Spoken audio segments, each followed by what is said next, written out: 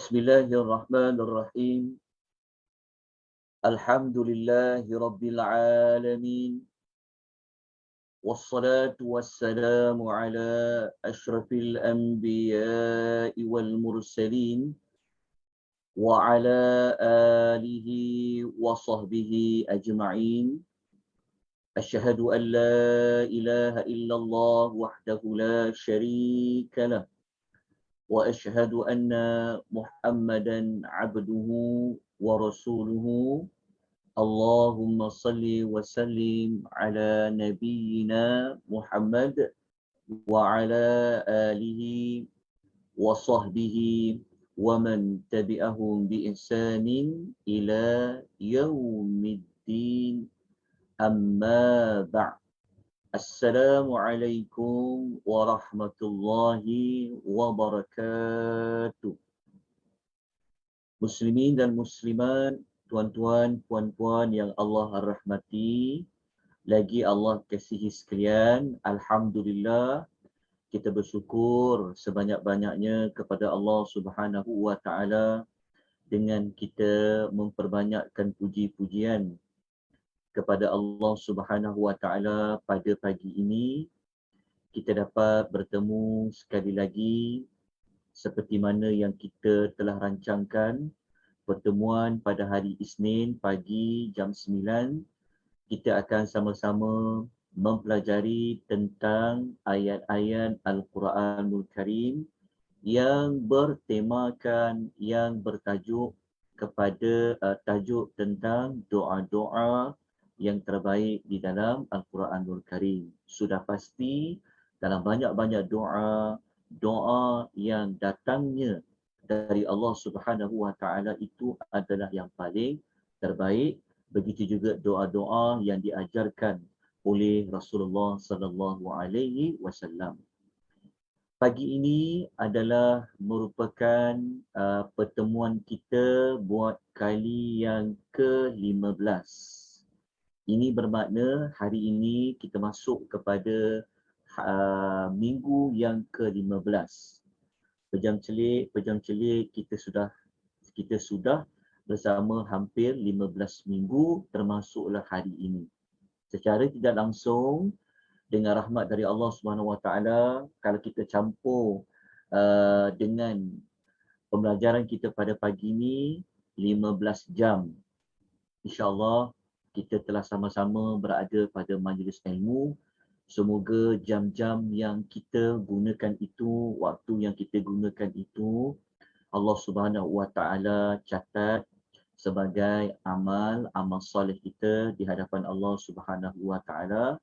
Kerana setiap manusia ini Allah akan tanya kepadanya 4 perkara. Dalam riwayat ada kata 5, dalam riwayat ada mengatakan 4. 2 perkara di antaranya Allah Ta'ala akan tanya pada waktu muda kita guna untuk apa? Waktu lapang kita guna untuk apa? Jadi moga-moga bumi ini menjadi saksi, Allah menjadi saksi, para malaikat menjadi saksi bahawasanya kita gunakan waktu yang Allah beri ini untuk kita mendekatkan diri kita kepada Allah dengan kita memahami berkenaan dengan amal doa-doa yang terbaik di dalam Al-Quranul Karim. Pagi ini insya-Allah kita akan menghabiskan doa bilangan yang ke-16. Okey, doa bilangan 16. Nota doa ini ia berada pada muka surat nombor 20 pada muka surat nombor 23. Doa bilangan yang ke-16 adalah doa yang kita boleh amalkan jika kita mahu Allah Ta'ala melindungi kita daripada orang zalim. Dan juga kita juga minta kepada Allah kita termasuk dalam golongan orang yang zalim. Okey, menzalimi orang lain kita sedia maklum, kita dilarang di dalam agama menzalimi orang lain. Termasuklah kita juga minta lindung kepada Allah daripada orang lain menzalimi kita. Jadi untuk doa bilangan ke-16 ini ada beberapa bentuk doanya, yang mana pada minggu lepas kita telah mempelajari doa yang pernah diucapkan oleh penduduk tempat tinggi yang digelar dengan istilah Al-Sahabul Al-A'raf. Ini maklumat ni ada dalam surah Al-A'raf. Ini kita dah sebut pada minggu lepas. Jadi sesiapa yang tidak sempat mengikuti, jadi tuan-tuan dan puan boleh melihat rakaman di FB Akademi Tadabbur Malaysia. Tuan tengok pada tajuk doa-doa terbaik siri yang ke-14. Jadi doa Ashabul A'raf ini, mereka ini doanya mereka tidak mahu mereka dimasukkan oleh Allah ke dalam neraka. Yang mana apabila mereka masuk ke dalam neraka, mereka akan dapat bersama dengan orang-orang yang zalim. Sebab itu dalam doanya mereka mengatakan a'udzubillahi minasyaitonirrajim, Rabbana la taj'alna ma'al qaumidh zalimin. Ma'a tu maknanya bersama. Kaum al-zalimin, orang-orang yang zalim. Dalam konteks ayat ini, penduduk di tempat yang tinggi di antara syurga dan di antara neraka, mereka minta Allah Ta'ala jauhkan mereka daripada bersama dengan orang-orang yang zalim. Orang-orang yang zalim di sini siapa? Merujuk kepada ahli neraka.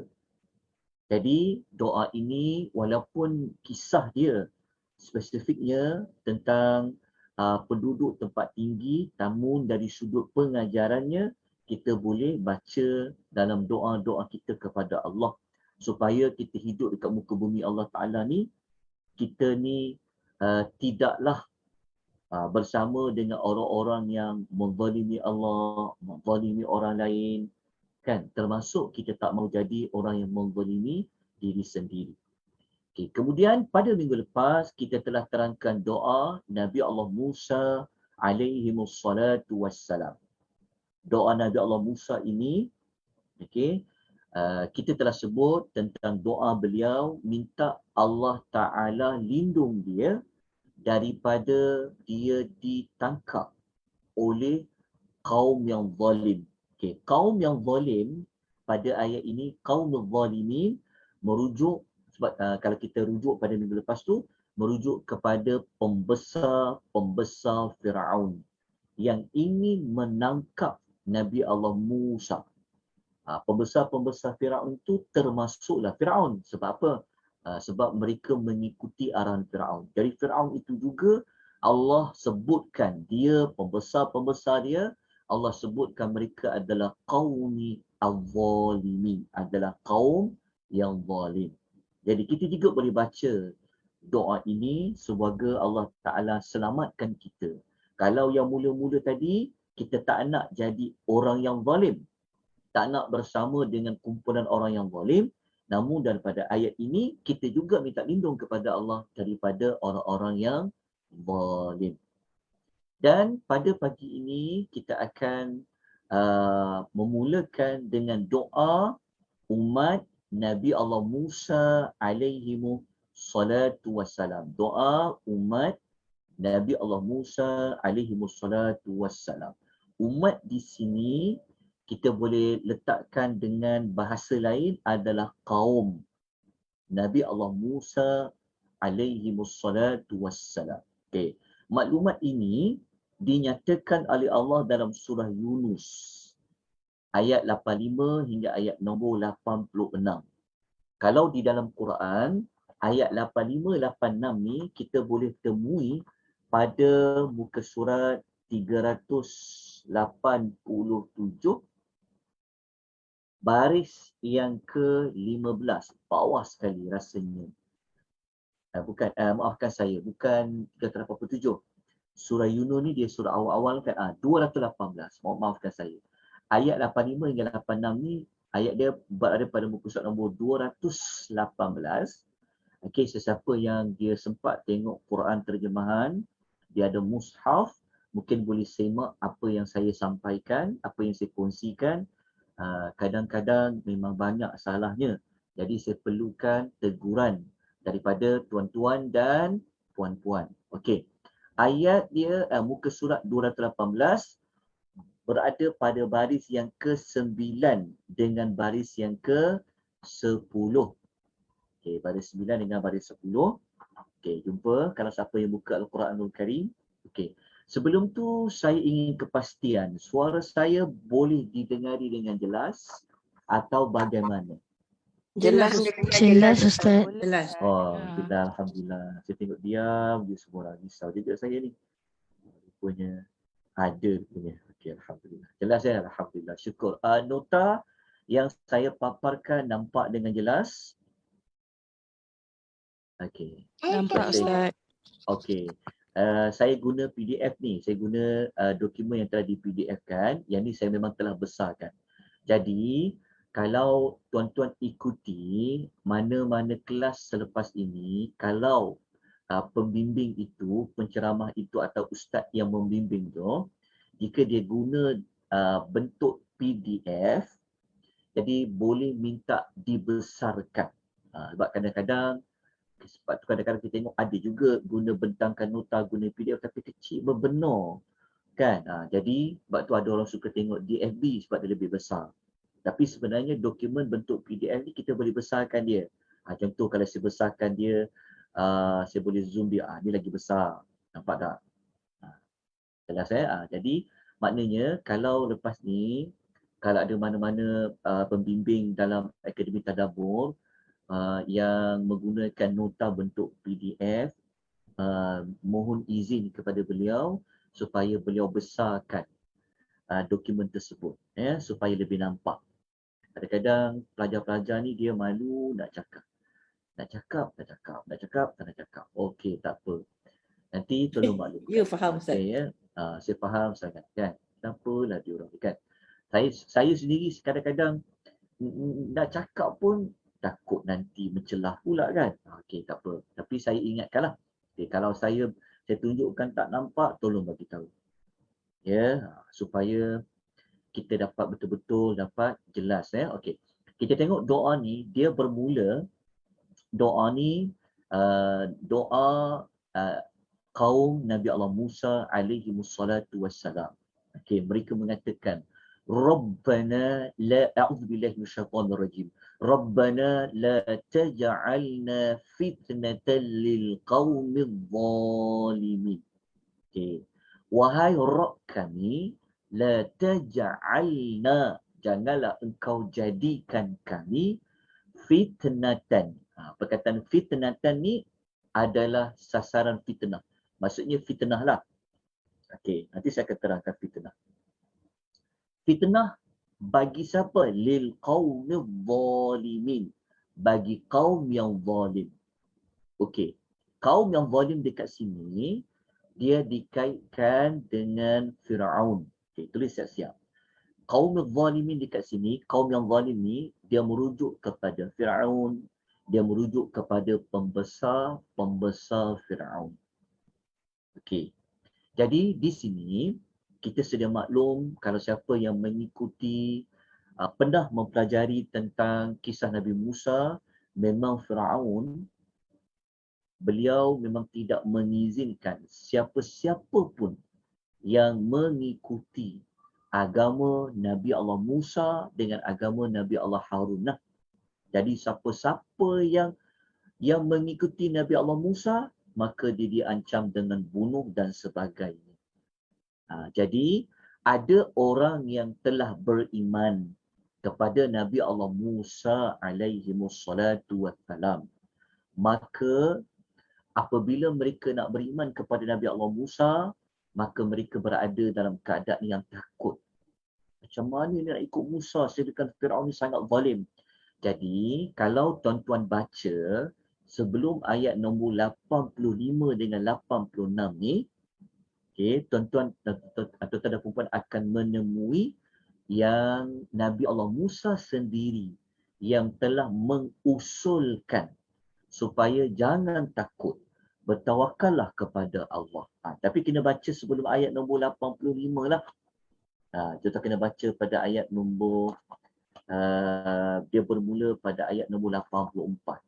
84 tu kita boleh baca yang Nabi Allah Musa mencadangkan kepada mereka supaya mereka ni bertawakal kepada Allah. Mereka nak ikut Nabi Allah Musa, serahkan urusan tu kepada Allah.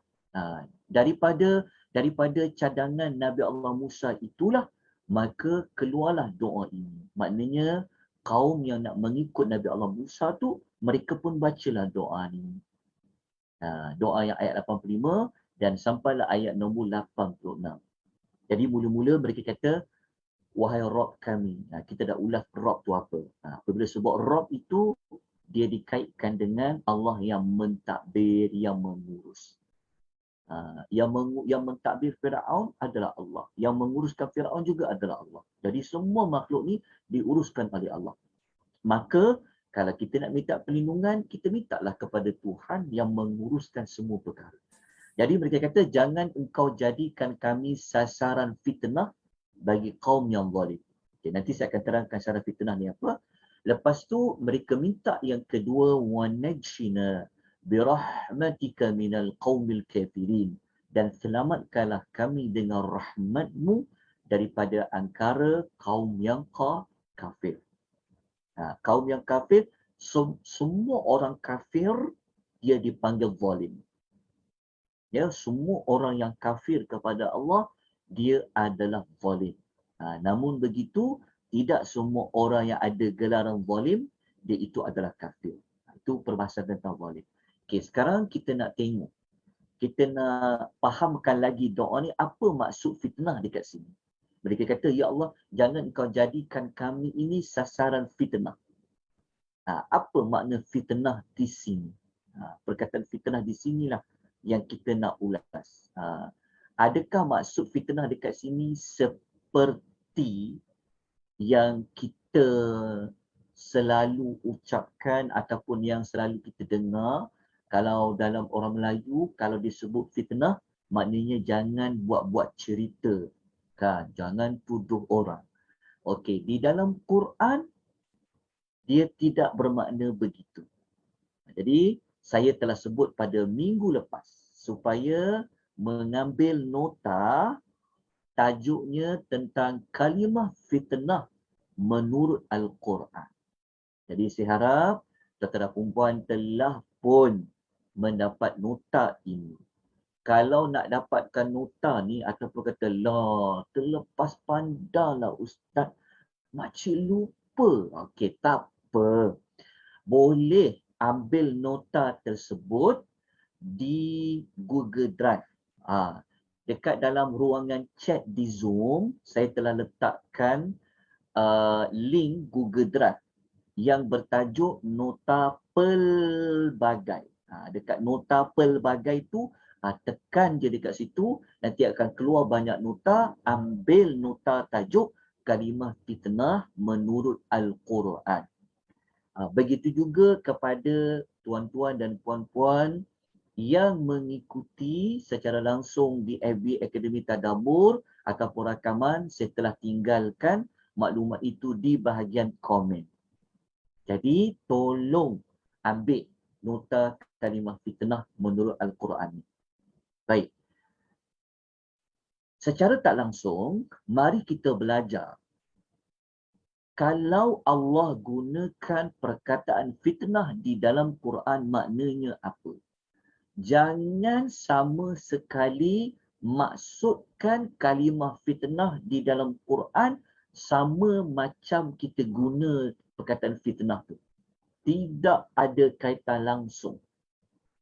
Okey. Jadi perkataan fitnah di dalam Al-Quran ada banyak makna. Makna yang paling banyak sekali digunakan kalau Allah sebut fitnah, ia bermaksud ujian dan cubaan. Al-ibtila'u wal-imtihan ataupun al-ikhtibar, sama je. Okey, kita akan buktikan. Okey. Kalau kita rujuk dalam surah Al-Ankabut ayat 2 hingga ayat 3. Surah Al-Ankabut surah nombor 29 ayat 2 hingga 3, kita akan jumpa 2 kali perkataan fitnah Allah gunakan. Pada ayat kedua Allah menggunakan perkataan fitnah pada perkataan ini. Yuftanun. Yuftanun, fatanun. Lepas tu perkataan fitnah, root word dia, kata dasar dia daripada huruf fa, huruf ta, huruf nun. Fitnah, yuftanun. Begitu juga dekat ayat nombor 3, walaqad fatanna. Fatanna ni fitnah lah. Okey. Jalan dekat sini. Jadi kalau kita baca pada ayat ni, kita tengok terjemahan dia. Apa makna yuftanu dengan fatanna? Ahasiban nasu an yutraku an yaqulu amanna wa hum la yuftanun. Allah kata, apakah manusia itu menyangka bahawa mereka akan dibiarkan dengan hanya berkata kami beriman sedangkan mereka belum difitnah. Jadi tak sesuai kita terjemah difitnah dekat situ sebab kita bimbang orang Melayu kita dia salah faham. Sebab itu telah ditukar terus kepada tajuk diuji. Tapi sebenarnya kalau terjemah secara literal dia adalah fitnah. Begitu juga walaqad fatanna. Fatanna sesungguhnya kami telah memfitnah. Memfitnah di sini adalah menguji. Sebab tu maksud fitnah yang pertama adalah ujian dan cubaan. Nak lebih jelas lagi kita bagi contoh dekat sini. Kita tengok dekat surah At-Taghabun. Dekat sini akan lebih jelas perkataan fitnah. Dekat sini kita jumpa tak perkataan fitnah? Innama amwalukum wa auladukum fitnah. Kalau kita baca dekat sini, Allah guna terus perkataan fitnah. Nampak dengan jelas perkataan fitnah. Jadi, apa maksud fitnah dekat sini? Sesungguhnya harta dan anak-anak kamu itu hanyalah menjadi fitnah. Kan? Kalau kita terjemah hanya menjadi fitnah, sudah. Kenapa pula anak ni fitnah kita? Kenapa pula harta fitnah kita? Jadi perkataan fitnah di sini bermaksud adalah ujian. Ujian. Jadi harta yang Allah bagi pada kita, anak-anak yang Allah bagi kita, dia adalah fitnah. Fitnah dari sudut Al-Quran bermakna ujian. Okay, jelas So, lepas ni kita dah faham dah. Istilah yang tepat, term yang tepat bagi ujian, salah satunya adalah fitnah. Perkataan fitnah. Okey. Kita teruskan dengan yang kedua. Okey, yang kedua perkataan fitnah secara spesifiknya adalah bermakna syirik. Kena tengok konteks ayat. Makna syirik. Okey, surah Al-Baqarah ayat 191 hingga 195. Kita tengok contoh dia. Okey, saya tak sempat nak menghuraikan ayat ini sebab kita nak fokus kepada doa, tapi saya nak tunjukkan terlebih dahulu tentang penggunaan perkataan fitnah. Jadi kalau kita rujuk pada ayat 191 dengan ayat 1 sampai 193, kita akan jumpa perkataan fitnah di sini. Allah kata wal fitnatu ashaddu minal qatl. Ayat ni banyak orang guna. Tapi dia guna pada salah konteks. Biasa tak dengar ada orang kata jangan fitnah orang, berdosa besar tau. Fitnah orang ni lebih teruk daripada bunuh orang. Lepas tu dia pun baca ayat ni. Wal fitnatu ashaddu minal qatl. Kalau dia baca terjemahan, dia kata fitnah itu lebih besar daripada membunuh. Lebih baik bunuh orang daripada fitnah orang. Fitnah orang lebih besar. Kan diguna dalil ayat ni. Kita yang faham ayat ni kata astagfirullah. Salah dia guna ayat Allah Ta'ala dalam dalil dia. Sedangkan fitnah di sini bukanlah fitnah yang menuduh orang. Fitnah di sini adalah syirik. Syirik. Sebenarnya adalah syirik itu lebih besar bahayanya daripada membunuh. Itu lebih tepat. Bukan fitnah buat cerita tu lebih baik daripada membunuh. Kadang-kadang kita yang kadang-kadang dalam radio pun ada, kadang dalam TV pun, kadang penceramah-penceramah pun guna dalil kan. Jadi berdosa, salah menggunakan ayat Quran. Kalau tak tahu, tak apalah, kena diperbetulkanlah, Allah maafkan. Okey, tapi sepatutnya sebelum nak menggunakan mana-mana ayat Quran, kenalah semak dulu, ya, supaya kita tak tersalah cakap menggunakan ayat Al-Quranul Karim. Maksud dia betul, fitnah ni tak boleh, berdosa besar. Tapi ayat yang digunakan tu salah pada tempatnya. Okey, begitu juga kita jumpa sekali lagi perkataan fitnatun dekat sini. Okey.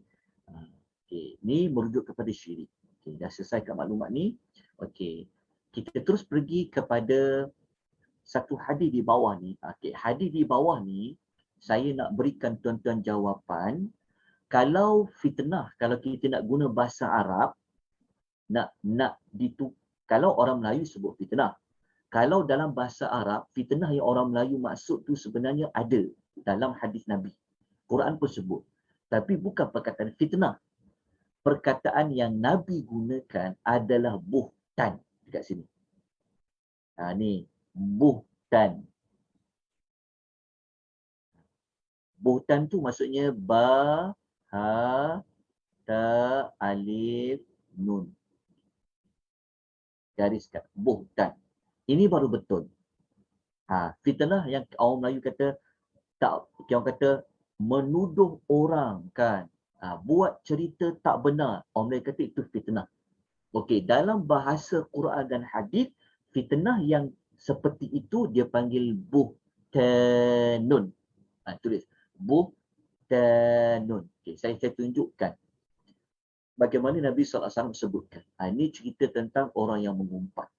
Kita tak nak ulas tentang dosa mengumpat sebagainya. Cuma kita nak tengok terms. Kita nak tengok istilah yang tepat kalau kita nak gunakan bahasa dalam Al-Quran dan hadis.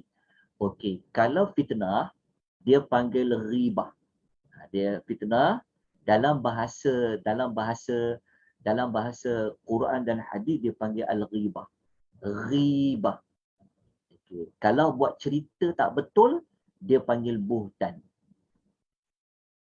Ghibah ni cakap benda betul. Kalau buhtan cakap benda tak betul tentang orang lain. Maksudnya, kalau kita cerita pasal orang lain benda yang betul, dia cerita benda yang betul, orang yang kita cerita pasal dia tu dia tak suka, itu dia panggil mengumpat. Contohnya, si A bersembang dengan si B. Si A bersembang dengan si B, cerita tentang orang C.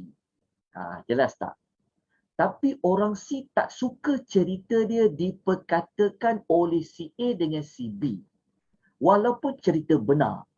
Maka kalau si A dengan si B cerita perkara yang benar tentang orang C, dia panggil mengumpat. Mengumpat ni cerita benda yang benar tau. Pasal orang lain tu tak suka. Kalau cerita benda yang tak benar tentang orang C tadi, dia panggil buhtanun, barulah dipanggil fitnah. Maknanya cerita pasal orang lain ni, hati-hati. Kalau orang tu tak suka, kalau benda betul, dia panggil fitnah. Kalau benda tak betul, dia panggil buhtanun. Dia panggil ribah dengan buhtanun. Jadi kita orang kena buat apa? Ustaz, jangan ceritalah pasal orang lain. Itu je jawapan dia. Ada beberapa pengecualian lah. Kita kena belajar lagi. Kita tengok Nabi kata apa? Nabi kata, kamu semua tahu tak apa yang dimaksudkan dengan hakikat mengumpat? Okey, kalau terms dalam Arab dia panggil ribah. Ataupun Inggeris dia panggil backbiting. Ribah lah, ribah. Kalau nak guna istilah Arab, kata tak baik mengumpat tau. Kita telah ribah orang tu. Kalau nak guna istilah Arab, ribah. Kalau kita kata, jangan buat-buat cerita pasal orang. Benda ni buhtan. Buhtan. Okay? Jadi, Nabi kata, kamu semua tahu tak apa tu mengumpat? Sahabat jawab, Allah dan Rasul saja tahu. Lepas tu Nabi sebut. Okay? Nabi kata, iaitu, tengok Nabi kata, iaitu engkau menyebut-nyebut tentang apa yang dibenci oleh saudara engkau. Cerita pasal orang itu tak suka. Lepas tu Nabi ditanya, kalau kamu cerita benda yang betul, memang betul pun dia buat. Sahabat kata pada Nabi, ngumpat tak? Ya, orang kita selalu cakap macam tu. Tak apa, kita sembang benda yang betul pasal dia. Kita bukan buat cerita benda betul. Nabi jawab apa tau? Nabi kata, jika benar apa yang engkau katakan mengenainya, maka sesungguhnya engkau telah mengumpat dia. Sudah. Tapi benda tu dengan syarat benda tu yang dibenci oleh saudara. Kalau benda yang betul, kita cerita pasal orang lain tu tahu tapi dia tak kisah pun. Dia macam dia suka, tetap apa. Tapi kalau benda tu dibenci oleh orang lain, cerita pasal dia, apa perkara pun. Sebab tu kalau siapa belajar, dia akan tahu. Sebenarnya, mengumpat ni, cerita benda yang betul dia tak suka. Peribadi dia ke, pasal keluarga dia ke, kalau dia tak suka, tak boleh. Ni, lepas tu adalah beberapa pengecualian lain lah. Itu kemudian kita tembak. Okey, lepas tu Nabi kata, jika tidak ada padanya, maksudnya tak ada padanya sebagaimana yang engkau sebutkan, maka sesungguhnya engkau telah berdusta ke atas dirinya. Berdusta ke atas dirinya inilah maknanya buhtanun. Okey, jelas? Okey, kat situ istilah dia. Kita pun tak panjang-panjang, tak mau saya perincikan lebih panjang sebab kita nak kejar kepada maklumat doa, tapi sekurang-kurangnya kita faham apa makna fitnah pada ayat yang kita belajar tentang doa kaum Musa tadi. Okey, kita pergi kepada yang ketiga. Okey, perkataan fitnah yang ketiga boleh membawa maksud berpaling daripada jalan yang lurus. As-saddu an sabili. Berpaling daripada jalan yang lurus. Pun dipanggil fitnah juga. Tengok pada konteks ayat. Okey, nombor 4. Okey, yang ini tetap boleh rujuk dalam suratul Maidah ayat nombor 49. Okey, nombor 4 dia panggil azab. Dia panggil perkataan fitnah dalam Quran juga kadang-kadang merujuk kepada makna azab, siksaan. Kalau kita baca dalam suratul Buruj ayat nombor 10. Innal ladzina fatanu. Sesungguhnya orang yang mendatangkan fitnah. Maksudnya orang yang mengadab, yang menyiksa orang yang beriman. Itu maksud fitnah yang keempat. Okey, fitnah yang kelima bermaksud adalah pembunuhan, al-qatlu. Tengok kepada konteks ayat lah. Seperti mana suratul Nisa ayat nombor 101. Okey. Yang keenam, perkataan fitnah di sini bermakna adalah sesat. Al-adlalu wal-ighwa'u. Juga makna sesat. Tengok dalam suratul Maidah ayat nombor 41. Okey. Kemudian perkataan fitnah juga ada kala bermakna al-junun, iaitu gila. Seperti mana suratul Qalam ayat nombor 6, bi'ayyikumul maftunu. Siapakah yang sebenarnya fitnah? Sebenarnya siapakah yang sebenarnya gila di antara kamu semua? Jadi kita kembali kepada ayat yang kita belajar tadi itu. Okey, perkataan fitnah di sini yang mereka minta kepada Allah Ta'ala ni dekat sini, okey, kita nak terjemah apa? Sudah pasti dia bukan seperti yang orang Melayu faham.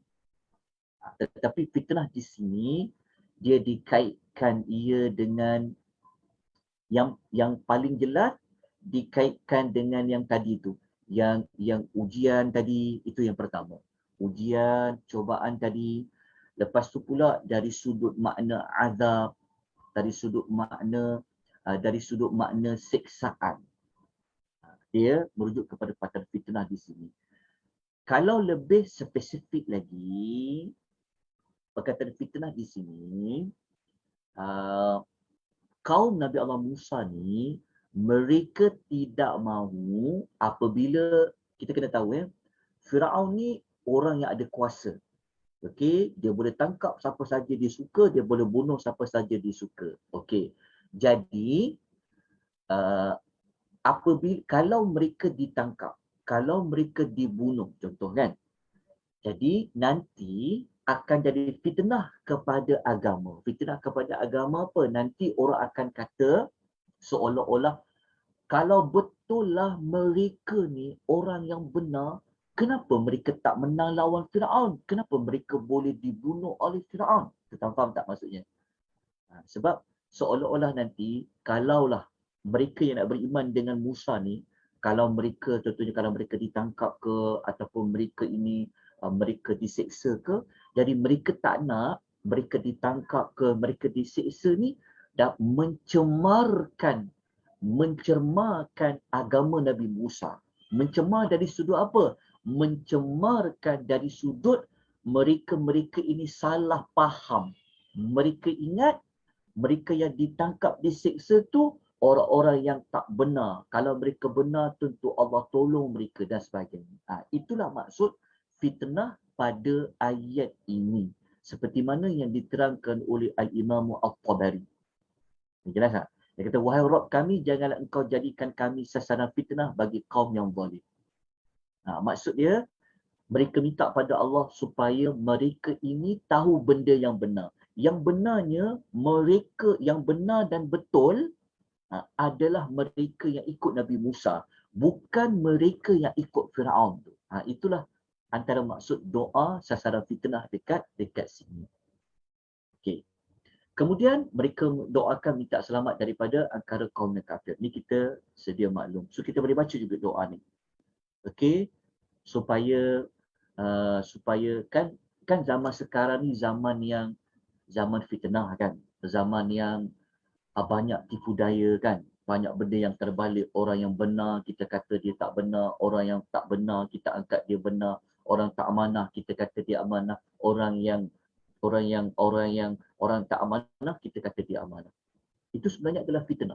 Sebab tu kita selalu dengar fitnah akhir zaman, fitnah akhir zaman, fitnah akhir zaman. Itulah maksudnya fitnah. Dia faham tak? Orang boleh terbalik, tersalah tengok, tersalah faham. Itu juga di bawah maksud fitnah. Kita boleh amalkan doa.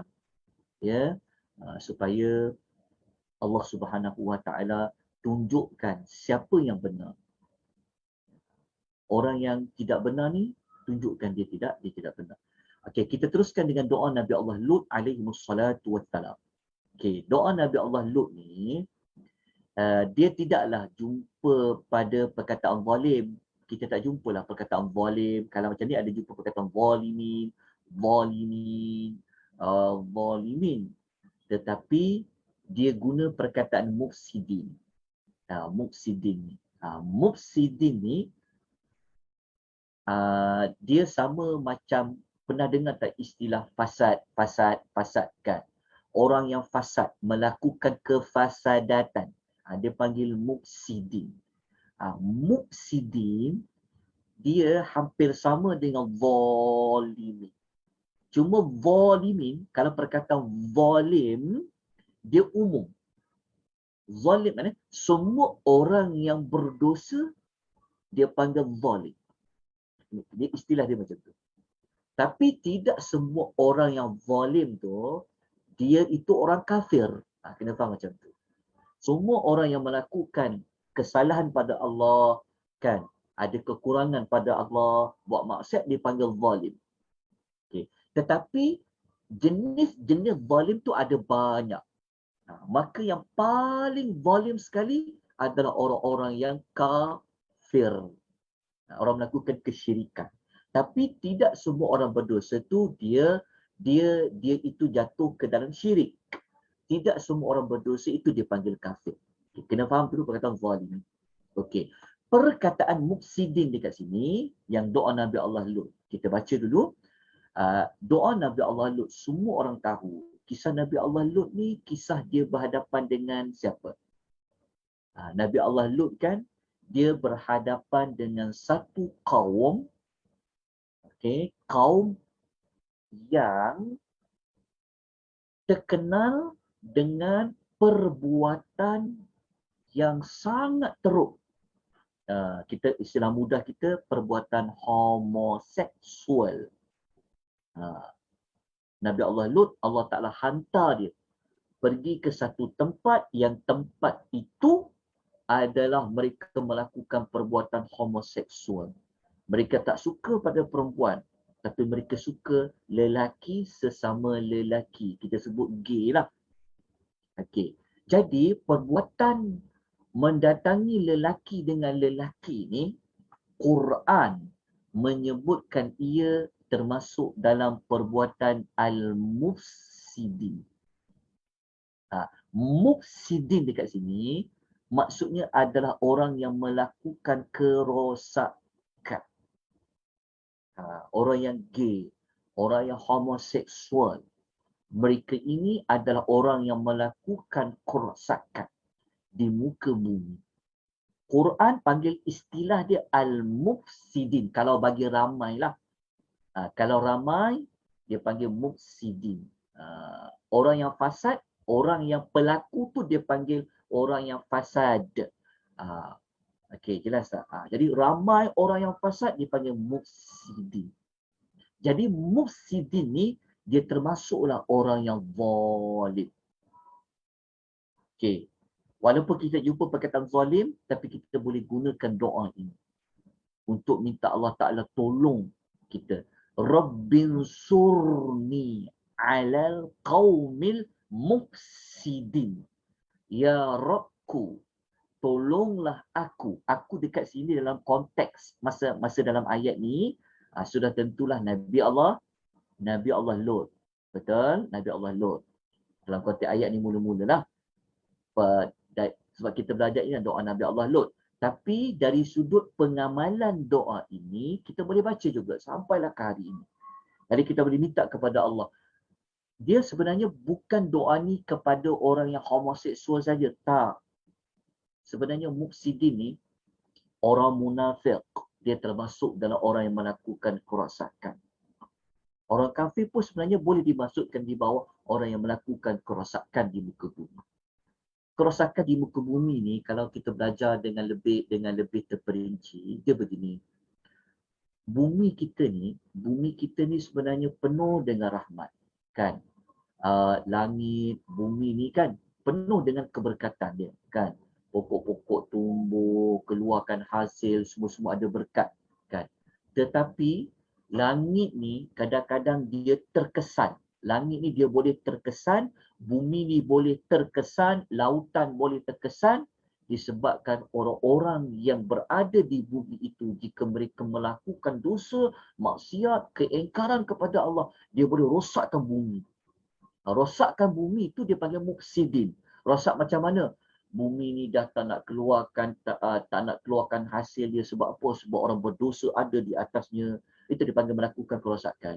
Melakukan kerosakan bukan kita faham seperti mana orang yang rosakkan barang ke, orang yang pecahkan macam vandalism tu, bukan. Kerosakan yang utama di sini adalah dosa. Sebenarnya orang yang berdosa ni sebenarnya orang yang melakukan kerosakan. Dia telah merosakkan bumi, dia telah merosakkan langit. Langit ni Allah boleh sekat hujan tu turun sebabkan dosa-dosa orang yang ada di muka bumi itu. Itu dipanggil kerosakan. Jadi doa ni kita boleh baca secara umum. Kita boleh baca Rabbin surni alal qaumil mufsidin. Tolonglah kita, tolonglah aku berhadapan dengan kaum yang melakukan kerosakan. Orang melakukan kerosakan pada konteks awal ayat ni adalah kaum Lut tu lah. Kaum yang Lut tu lah. Mereka ni dipanggil orang yang melakukan kerosakan. Jadi, orang melakukan kerosakan ni juga dipanggil orang yang zalim. Nabi Allah Musa minta tolong pada Allah. Sebab apa? Sebab dia dah tak berdaya dah. Dia dah habis tenaga dah. Dia dah habis cara dah. Akhirnya, Allah hantar malaikat yang tolong Nabi Allah Lut alaihi wassalatu wassalam. Okey, sebelum kita lanjutkan, izinkan saya untuk berkongsi maklumat dengan tuan-tuan dan puan, ya, orang yang gay ni tuan-puan ya, orang homoseksual ni di negara kita ni pun banyak juga. Kan? Jadi kita doalah pada Allah banyak-banyak. Ya. Jadi orang yang gay ni tuan-puan, dosa dia kalau tuan-tuan nak tahu, dia lebih teruk daripada orang berzina. Macam mana kita boleh tahu? Allah beritahu dalam Quran. Macam mana kita nak cari ayat dia? Orang berzina ni dosa besar, tak boleh juga. Okay. Orang berzina ni lelaki dan perempuan. Betul tak? Ya. Tetapi kalau orang yang gay ni, homoseksual ni adalah lelaki sesama lelaki. Ataupun perempuan dengan perempuan dipanggil lesbian. Nah, okay. Perbuatan yang macam tu sebenarnya lebih teruk daripada binatang. Binatang tak ada jantan dengan jantan. Binatang betina dengan jantan. Tak ada binatang jantan dengan jantan. Maknanya kalau manusia tidak mencari lawan jantina tapi dia pergi cari kepada sama jantina, dia lebih teruk daripada binatang. Bahkan dia lebih teruk perbuatan tu daripada zina. Sebab tu dari perkataan Muqsi dia dekat sini. Kalau tuan-tuan nak cari, kalau kata, ya ke dia lebih teruk daripada berzina? Bukanlah kita kata berzina tu boleh. Tak, sama je dosanya, dosa besar. Cuma Al-Quran. Ni saya bagi kita, siapa yang belajar kisah Nabi Allah Lut, dia akan tahu jawapan dia. Tapi tak perlu saya kongsikan kepada tuan-puan. Macam mana nak tahu dia jawapan ni? Okey, begini. Saya tunjukkan tuan-tuan dan puan ayat Quran. Sekejap, saya tunjukkan pada tuan-puan ayat Quran. Okey. Tuan-tuan dan puan, buka dalam surah Al-Isra. Okey, buka dalam surah Al-Isra. Okey, surah Al-Isra. Cari ayat nombor 32. Okey, ni saya paparkan, saya gunakan legacyquran.com Okey, cari ayat nombor 32 dalam Quran. Kita nak tengok zina Allah panggil apa. Okey, ternampak tak nota yang saya nak paparkan ni? Ya, setelah saya paparkan, nampak ya? Jelas ya? Jelas ke? Jelas, Ustaz. Okey. Tengok ke sini. Ayat 32 ni pasal zina kan? Tengok ya. A'udzubillahi minasyaitonirrajim. Wala taqrabuz zina. Allah kata, janganlah kamu menghampiri zina. Okey. Allah panggil zina ni apa? Kalau kita berkata, janganlah kamu menghampiri zina lah. Ayat ni saya tak nak garis. Boleh garis tak? Boleh garis zina. Allah panggil zina ni apa? Innahu kana fahisha. Tuhan panggil zina ni fahisha. Fahisha tu adalah perbuatan yang keji. Okey. Zina dia panggil fahisha. Catat maklumat ni. Ni adalah satu terms yang Allah guna istilah tu dalam Quran bagi zina. Zina ni dia adalah perbuatan fahisha. Okey, fahisha. Okey. Perkataan fahisha Allah guna juga kepada orang yang berliwat. Orang yang gay ni, orang yang homoseksual ni Allah panggil juga fahisha.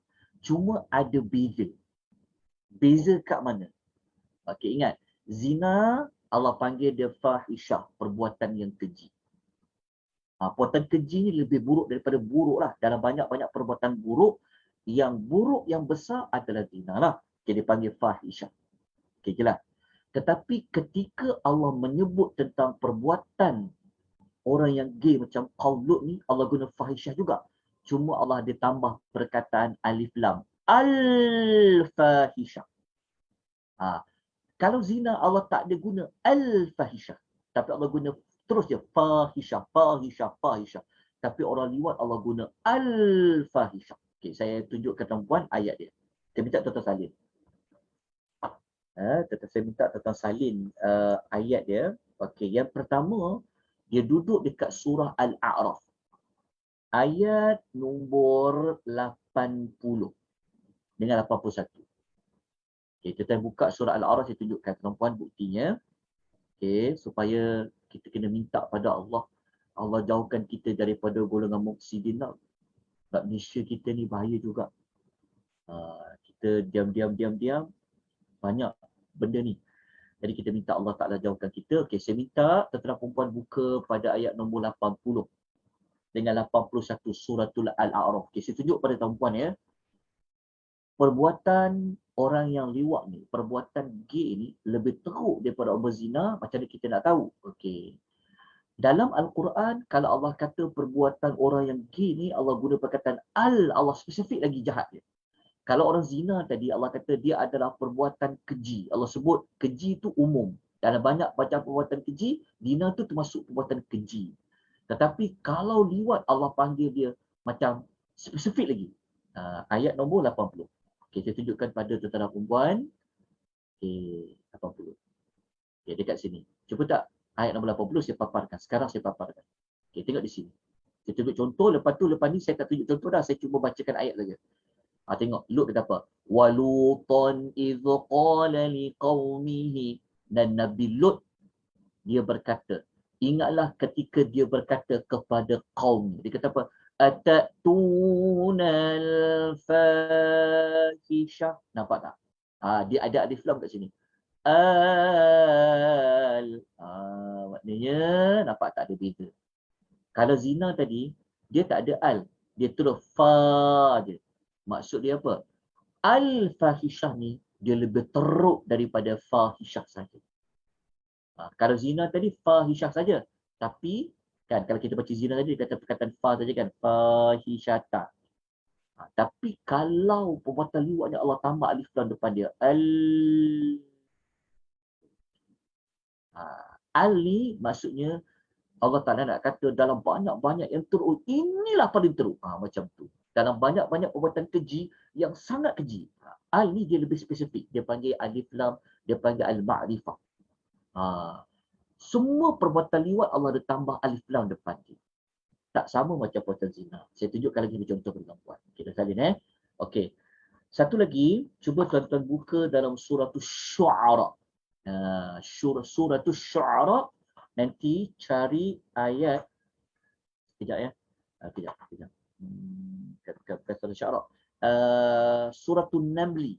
Suratul Namli. Okey, Suratul Namli ayat nombor 45. Tadi dalam Suratul Namli ayat nombor 45. Saya tunjukkan satu. Suratul Namli ayat nombor 45.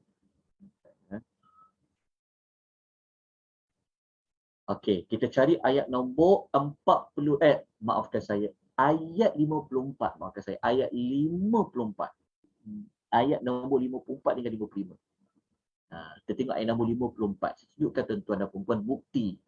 Quran sebenarnya dah lama dah cegah perbuatan homoseksual ni. Tapi kita tak nampak benda tu.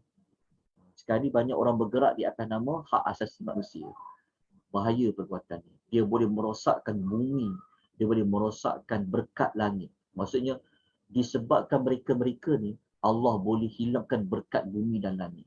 Sebab tu berkaitan perkataan mufsidin tadi. Kita tengok ayat nombor 55, saya paparkan. Ayat 54 dengan 55. Okay, ayat 54 ni kita tengok kat sini.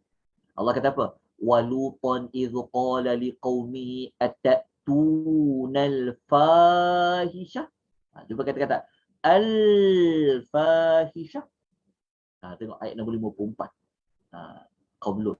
Lepas tu Allah Ta'ala kata lagi, ayat 55 memberi penerangan apa yang fahishah kat situ. Ayat 55 bagi penerangan apa dia fahishah kat situ. Jadi kalau kita baca, kita akan jumpalah kenapa mereka mendatangi lelaki bukan perempuan. Kenapa dia panggil fahishah? Ayat 55 menerangkan. Okay, jumpa tak perkataan fahishah di situ. Sebab tu kita kena doa, semua rakyat doa pada Allah Subhanahu Wa Taala. Kadang-kadang kita pun tak tahu kan kenapa negara kita ni ataupun dunia ni banyak sangat bencana, banyak sangat benda-benda yang menguji iman kita dan sebagainya. Kita bimbang disebabkan orang-orang yang melakukan kerosakan mufsidin ni lah. Kalau kita tak cegah dia, kalau kita tak bentras dia, habis kita. Sebab Nabi Allah Lut doa pada Allah menyebutkan mereka ni orang yang melakukan kerosakan. Okey, satu lagi. Kalau tuan-tuan nak cari dalam satu surah, last kali. Okey, last lah. Tuan-tuan boleh cari dalam suratul Al-Ankabut. Surah nombor 29. Okey, suratul Al-Ankabut ayat nombor 28. Okey, cari ayat nombor 28. Saya tunjukkan sekejap ayat dia ni. Ni ayat dia. Okey, cuba tak ayat. Walutan idh qala liqaumihi innakum latatuna al-fahisyah. Ayat nombor 28. Kalau nak tahu fahisyah mereka buat apa? Ni kita kena baca ayat nombor 29. Ni penerangan dia. Kalau baca ayat nombor 29, ada 3 perkara yang mereka buat kaum Nabi Allah Lut dulu. Mereka ni ada satu pot. Mereka ni ada satu tempat khas untuk orang-orang homoseksual. Di KL ada. Ada. Kenapa buat? Quran dah lama dah sebut. Jadi, lepas tu mereka tak segan-segan. Mereka tak segan-segan ajak orang. Tak. Cuba tengok ayat 29 ni. Allah kata apa? Patutkah kamu mendatangi orang lelaki? Kamu memotong jalan lalu lalang dan kamu melakukan perbuatan mungkar di tempat-tempat perhimpunan. Allah dah sebut dah benda ni. Tapi kalau kita ni tak ambil peduli hal ehwal apa yang berlaku kat negara kita, khususnya kita ni duk orang kita sekarang isu politik pun satu masalah dah kan. Tapi isu masalah moral ni, ya Allah, sangat teruk kat negara kita. Kita bimbang azab tu turun kena pada semua orang. Sebab tu semua orang kena main peranan. Kita tengok ke sini ya, mereka mendatangi orang lelaki. Lepas tu mereka memotong jalan. Memotong jalan ni apa? Kalau ada orang lalu kan, mereka tangkap. Kalau ada orang lalu, dah tukar offer. Nak tak, marilah sini. Lepas tu mereka buat tempat-tempat perhimpunan. Jadi macam sama jadi kat KL. 3 benda ni. Kan? Jadi tempat tu kat mana? Tapi apa yang penguatkuasa buat? Bagi Jabatan Agama buat apa? Apa yang dia buat? Kita ingat benda ni simple kan? Benda ni macam tak ada apa-apa, dia adalah dosa peribadi. Jangan. Kalau kita baca doa, kalau kita baca yang doa Nabi Allah Lut ni, dia panggil mereka ni adalah orang yang al-mufsidin, melakukan kerosakan. Kerosakan ni akan timpa pada kita semua. Okay, jelas ya? Jadi moga-moga kita semua ambillah peranan mencegah kepada perkara yang mungkar, jauh mengajak orang melakukan kebaikan. So kita boleh amal doa Nabi Allah Lut alaihi salatu wassalam. Semoga Allah menjauhkan kita daripada orang yang mufsidin. Mufsidin di sini telah kita uraskan tadi tentang kisah kaum Nabi Allah Lut alaihi salatu wassalam. Alhamdulillah, pada pagi ni kita habis untuk doa bilangan ke-16. Mohon maaf ya, kita belajar terlalu panjang menyebabkan kita tak sempat nak belajar habis. Tak apa, perlahan-lahan itu penting kita faham konteks ayat ni. So bila kita baca tu kan, kita dah faham mufsidin tu apa kesan dia, apa contohnya. So apabila kita baca doa ni, dia lebih ada rasa. Dia penghayatan tu lebih kuat. Mufsidin ni juga tuan-tuan, kalau siapa baca Al-Baqarah, dia juga adalah golongan munafik. Kita pun negara kita ada juga orang munafik. Kan? Nama dia Islam. Dia tu nampak di Islam, tapi dalam diri dia tu sebenar-benarnya kita tak tahu, dari sudutnya sebenarnya dia benci Islam. Dia akan rosakkan Islam. Dia akan jatuhkan Islam. Dia suka Islam ni di kotak-katik dan sebagainya. Jadi kita pun boleh minta juga doa, termasuk dalam golongan al-mufsidin, golongan orang-orang munafik.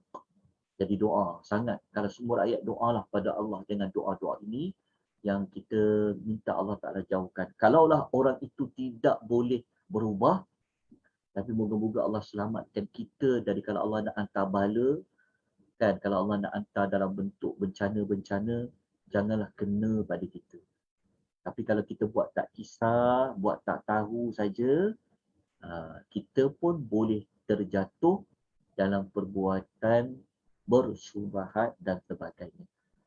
Jadi, moga-moga kita dapat manfaat pada pagi ini. Okey, saya buka satu atau 2 soalan sebelum kita berhenti untuk sesi pada pagi ini. Assalamualaikum Ustaz. Assalamualaikum warahmatullahi wabarakatuh. Boleh tak Ustaz scroll balik di perkataan ghibah tadi, ghibah. Ribah. Okey. Ghibah tadi adalah mengumpat ya Ustaz ya. Dan Ustaz sebut tadi buhtanun. Buhtanun ni juga sama dengan ribah ya Ustaz? Dia tak sama. Okey. Buhtanun, ni Aha. buhtanun. Ya. Kalau perkataan buhtan tu dia buat cerita yang tak benar tentang Okey. orang lain. Sekejap Ustaz. Tolong Ah. Ustaz, okey saya dah enlargekan ni. Aha. Fihi ma taqulu faqad. Dia bahatahu, Bahattah tu dalam perkataan ni lah, tapi perkataan benarnya adalah buhtanun. Okey. So di sini adalah sebutan bahattah ya. Dalam Bahattah. hadis Jadi tu bahattah. the root word apa Ustaz? The root word dia Buhtanun bahtan. lah. Bahtanun Buhtanun. is the root.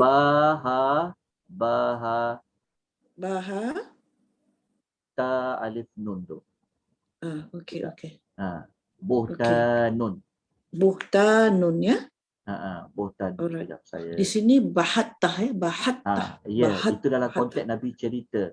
Okey. So Ustaz sambung balik, apa beza ribah dengan buhtanun tadi Ustaz? Okey, sekejap. Kalau ribah ni adalah cerita perkara yang benar tentang orang lain. Lepas tu orang lain tu yang tahu cerita diperkatakan, dipersembahkan, dia tak suka. Contoh, kita sembang dengan kawan kita, kita kata, kau tahu tak orang tu kan, rumah dia tu, contoh kan, kenapa dia buat macam tu ya? Contoh, kalau orang tu tahu, jiran-jiran dia sembang pasal dia, pasal rumah dia tu, dia jatuh ribah. Sebab dia cerita benda yang benar. Ribah ni mengumpat, backbiting.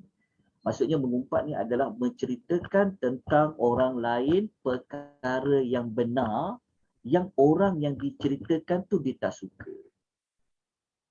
Faham tak maksud dia? Faham. Kalau kita cerita benda yang tak benar, perkara yang tak benar tentang orang lain, dia panggil buhtanun ataupun dia panggil istilah fitnah yang orang Melayu kita faham tu lah. Jadi buhtanun masuk kategori fitnah lah, bukan Yeah. ribah ya. Saya terbalik. Bukan. Okey Ustaz. Ya, okey saya betulkan nota saya. Okey Ustaz. Terima kasih ya. Okey. Ada soalan lain? Assalamualaikum Ustaz. Assalamualaikum warahmatullahi wabarakatuh. Ya, Tuan. Ustaz, berkenaan dengan mengumpat ni, menceritakan keburukan orang tu, kalau benda tu perlu untuk dihebahkan kepada masyarakat, untuk kemaslahatan masyarakat. Maksudnya kalau kita memilih dia tu, tapi banyak perkara-perkara buruk yang berlaku pada diri dia, orang ramai tak tahu.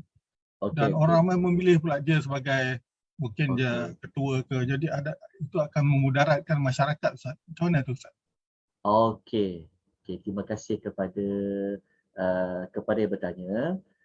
Yang itu yang saya sebut tadi tu. Kita tak buat perincian pasal mengumpat ni.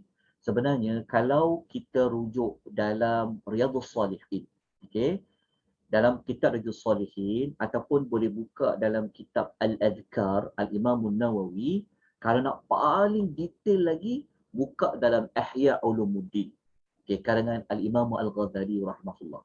Sebenarnya cerita pasal orang lain ni boleh pada 6 sudut. Dia bagi mengumpat orang lain ni sebenarnya dia diharuskan pada 6 ruang. Ada 6 ruang mengumpat dibenarkan.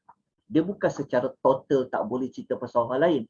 Macam kita nak cerita tentang keburukan seseorang kan, kita jangan pilih dia sebagai ketua kita, sedangkan memang terang-terang terbukti dia tu bersalah kan. Dalam ruang tu dibenarkan. Ruang tu dia termasuk di bawah 6 perkara yang dibenarkan untuk mengumpat. Nanti tuan-tuan dan puan kena nanti kalau ada kitab Riyadhus Shalihin, nanti buka kitab Riyadhus Shalihin, dia bab-bab yang belakang, bab tajuk tentang larangan-larangan. Al-Imam Nawawi dia telah menggariskan ada ditulis bab ni, bab ma yubahu minal ghibah. Perkara-perkara yang dibenarkan untuk mengumpat, ada 6 ruang. Ada 6 ruang je. Selain 6 ni tak dibenarkan. Jadi siapa-siapa yang nak mengumpat tu belajar bab tu cepat-cepat. Supaya dia tengok Dia ngumpat ni ada keperluan tak? Termasuk tak dalam 6 tu? Kalau 6 sudut tu tak ada, dia terjatuh dalam mengumpat yang Nabi larang. Salah satu yang Tuan tanya tadi tu betul. Kalau kita dibenarkan menerangkan keburukan orang lain dengan syarat, itu pun ketat sebenarnya syarat dia. Imam Nawawi ulas, Imam Ghazali ulas lagi panjang lebar. Ketat syarat maksudnya dengan niat memang untuk bagi tahu kepada orang lain, kalau pilih dia sebagai ketua kita, dia akan memberikan kesan yang buruk. Maka kita dibenarkan cerita. Tapi cerita benda yang benar lah. Jangan pula orang kata kan belum terbukti kita cerita pada orang. Itu dah termasuk dosa besar yang lain lah. Jadi jawapannya boleh tuan. Boleh. Dalam Riyadhus Shalihin tu, Al-Imam Nawawi dia bawa contoh kalau untuk cari partner untuk berniaga, boleh. Wajib, bahkan kita boleh bagi tahu kepada kawan kita, aku dengar kau nak berniaga dengan dia kan, kau nak partner dengan dia. Sebenarnya dia ni memang tak amanah. Kan? Dia memang seorang yang makan duit orang. Tapi kita cakap tu ada bukti lah. Adalah sebab dia. Kita bagi tahu pada orang tu. Walaupun orang itu, kalau dia dengar dia tak suka. Kalau dia kata kau dah mengumpat aku. Kita kata kat dia, memang betul aku mengumpat engkau, tapi mengumpat engkau yang Nabi benarkan. Ada hadis pun. Ada hadis yang Nabi sendiri ceritakan keburukan orang lain. Boleh. Tapi ada beberapa ruang. Kalau ikut Imam Nawawi, dia tulis ada 6. Imam Nawawi pun sebenarnya dia ada ikutkan juga dari Imam Ghazali. Itu panjang tuan. Tajuk tu nak kena baca 6 tu, kena baca satu persatu. Ada dalam kitab Riyadhus Shalihin. Nanti cari bab perkara-perkara yang dibenarkan untuk mengumpat. Tapi sangat ketat. Sangat ketat. Tapi orang ni dia, sebab tu tanpa ilmu kan, kita hanya ikut emosi, hawa nafsu, kita tak sedar. Kita telah jatuh kepada dosa besar. Tuan, itu saja saya mampu cakap tuan. InsyaAllah nanti kita jumpa dulu. Nanti kita jumpa lagi insyaAllah pada kelas akan datang. Ya. Okey, ada yang tanya. Okey dah, dia jawab tadi. Okey, insyaAllah kita jumpa pada minggu depan. Aqulu qawli hadza wa astaghfirullahal azim wa bila taufiq wal hidayah. Wassalamualaikum warahmatullahi wabarakatuh.